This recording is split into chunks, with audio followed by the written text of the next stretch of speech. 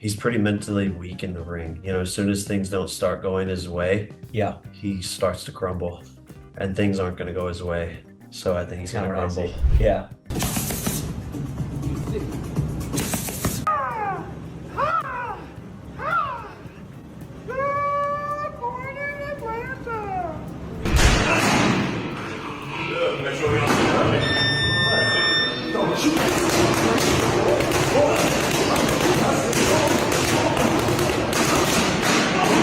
Jake Paul reacts with surprise as Gervonta Davis's intense sparring footage goes viral. Jake admits that criticism and doubt from fans actually fuel him, making every fight more exciting. He says he's been keeping his focus sharp and training relentlessly. Jake confidently adds that he's wanted to fight Tank for years, and now that it's official, he truly believes he has what it takes to beat him. Stand on business and say the other person's gonna win. I like it. So when It makes it fun. When he lay your boy out, you know what I mean? He's my boy too. I love Mike. I mean, Mike will move from this side to this side without you knowing exactly at which moment. Showbiz the adult fires back at critics who claim Gervonta Davis only took the Jake Paul fight for a payday. He argues the situation is far deeper than that. Jake himself revealed the fight contract includes a special knockout bonus, completely shifting the motivation behind it.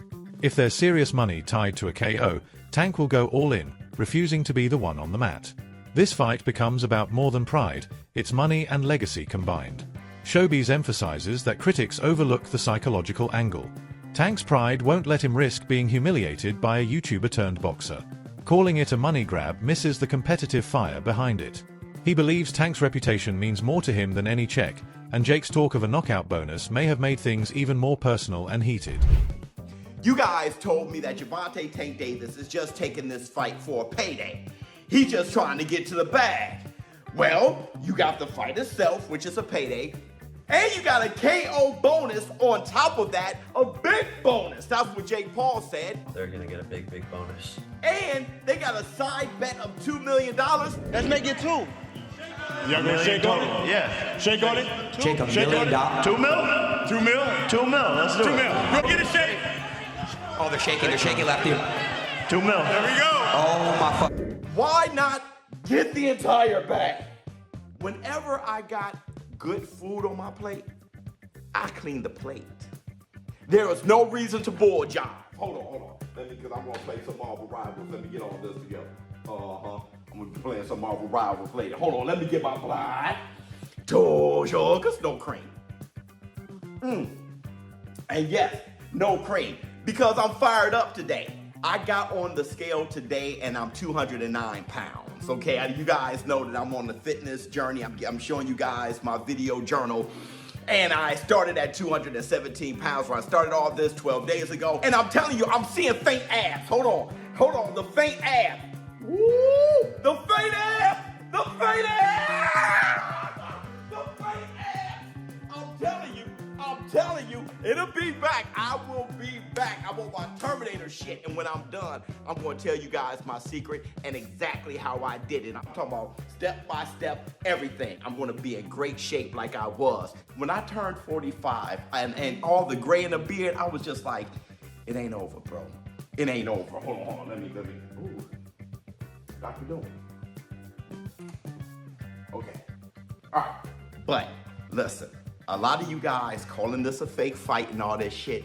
I'm going to quote one of you in the war room. I forgot, one of my show business partners said, was it Justin Hill? I forgot who it was. You guys said, something like, and if I misquote you, I'm sorry, but it was dope. You said something like, if this is a fake fight, it definitely has real consequences. I keep telling you guys, man, if it goes on their real record or not, whatever it is, you know what you saw. It's just like Ryan Garcia versus Devin the American Dream Haney. Devin Haney is still undefeated, but we know what we saw. You cannot erase what we saw. If Jake Paul knocks out Tank Davis, there's some real circumstances. The shit goes viral, and I'm going to lose $10,000. Jake Paul isn't just going to win in this exhibition, but he's also going to get a knockout bonus and an extra $2 million. Robert Garcia looks at the situation through a veteran's lens. He says there's nothing inherently wrong with Tank fighting Jake Paul. It's his career, his choice, but the timing feels off. Garcia notes that legends like Mayweather, Tyson, and Pacquiao only turn to exhibition bouts after cementing their legacies with major titles. Tank, however, isn't there yet. He still owes fans defining fights that build greatness and silence critics. Garcia says the frustration isn't about who Tank fights, but when he does it.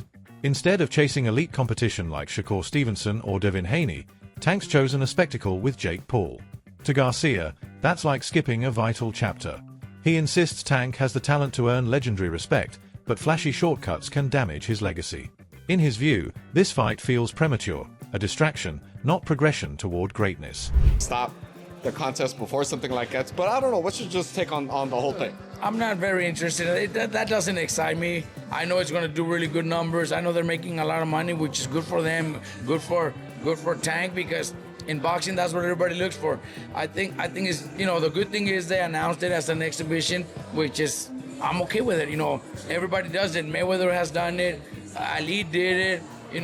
The only thing, my personal opinion is Tank, they all did it when they had already accomplished so much. They already did so much. Mayweather did everything in boxing and accomplished everything. Muhammad Ali did the same, and many others that have done it. I think Tank never gave us the fights that we really wanted. Never really gave us those challenges. He never really challenged himself. He didn't give Rhodes that rematch, which he should have. Mayweather did it when he had a hard time with Maidana and Castillo. Right away, he did the rematches to prove everybody wrong, and look at what he did. He beat him clearly. So Tank should have done the same. He didn't. That I could criticize, but then at the end also, if you're making 30 to 50 million, I don't even know what he's making to fight, to have an exhibition against just Jake Paul, I would have asked. I would do the same. No one would say no to that. If I had one of my fighters get an offer to fight a big celebrity, a big YouTuber for $20-30 million, I would probably do the same. So I don't blame him.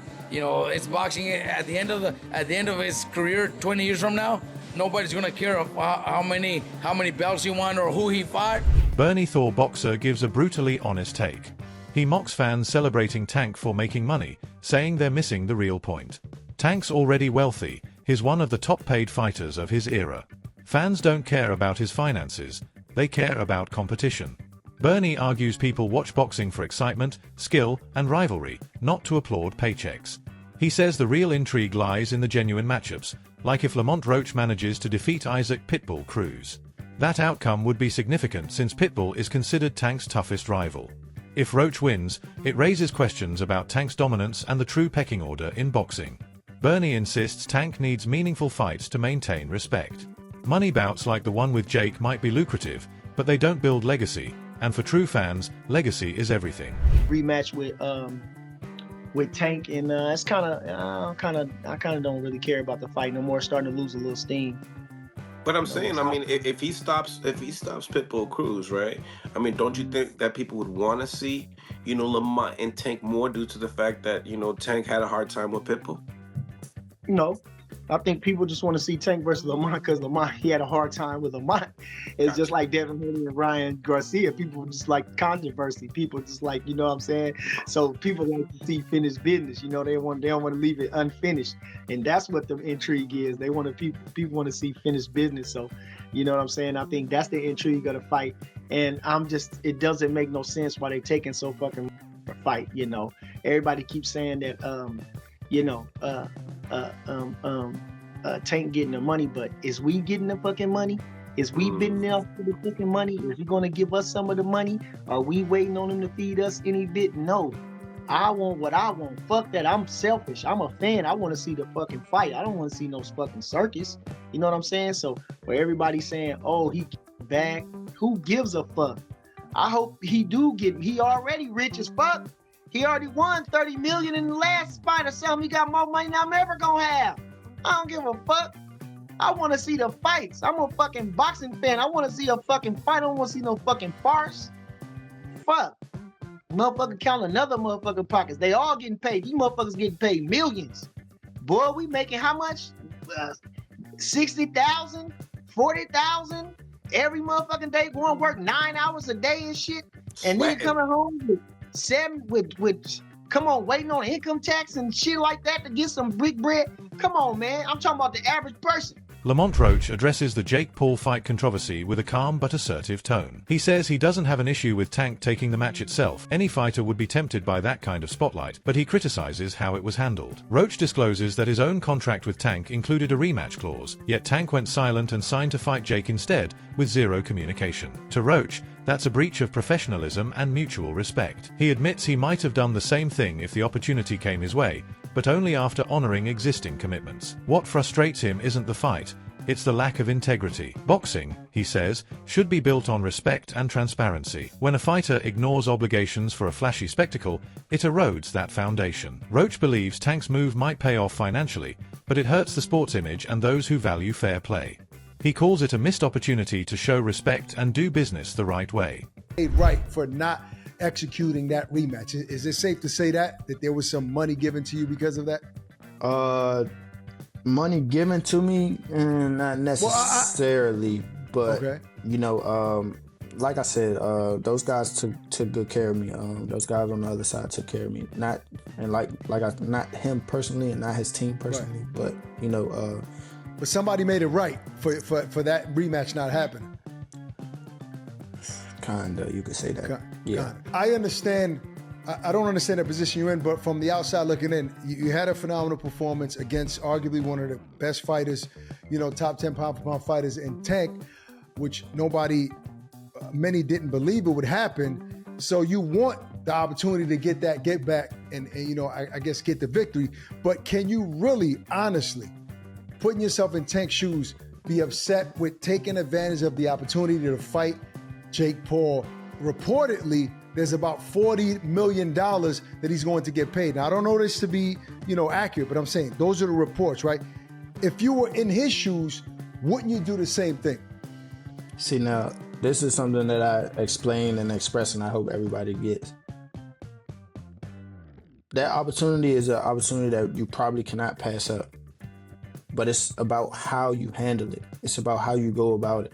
A lot of people don't know that he actually exercised his rights to the rematch, so that contractually binds us to a fight. You cannot breach that unless you do what you have to do to handle the business, to be like, okay, well, we mutually agree to let you move on or swindle around and fight. Jake Paul fires back at criticism, stressing that his bout with Gervonta Davis isn't an exhibition like Mayweather versus Logan Paul. It's a fully sanctioned professional fight. He clarifies that real judges will score it, and an official winner will be declared, making it a genuine contest, not a show. Jake highlights the knockout bonus, calling it massive motivation for both sides. He thrives on doubt, saying critics predicting his downfall only push him harder. This, he insists, isn't a money grab but the biggest moment of his career. For Jake, the knockout bonus isn't just about cash, it's symbolic of risk, confidence, and dedication. He says he's trained harder than ever before and truly believes he can hang with the best. This time, Jake's not fighting to survive, he's fighting to prove he belongs among boxing's elite. I mean, even the list you made years and years ago, Gervonta Davis is on the list. Yeah, exactly. It's all manifestation, and it's a very powerful thing. And yeah, I think people don't dream big or set massive aspirational goals and then also put the work in. I think that's the other thing, is like, I'm still doing sprints and track work and bench press and squats and all of these things for the sport of boxing. So when I transition to NFL, I'm going to have a lot of that natural explosiveness and power from the past 6 years of training every day. Ryan Garcia speaks bluntly about the situation. He calls Jake Paul's matchup a strategic publicity stunt designed more to keep Jake trending than to uplift the sport. Garcia, who has his own history with Gervonta Davis, argues that Tank took this fight not for competition, but for cash. In his view, true fighters define success through legacy, not headlines or paydays. Ryan says boxing should be about testing yourself against the best, not chasing internet attention or quick profits. That's it for today's video. Stay tuned for more updates. Until next time.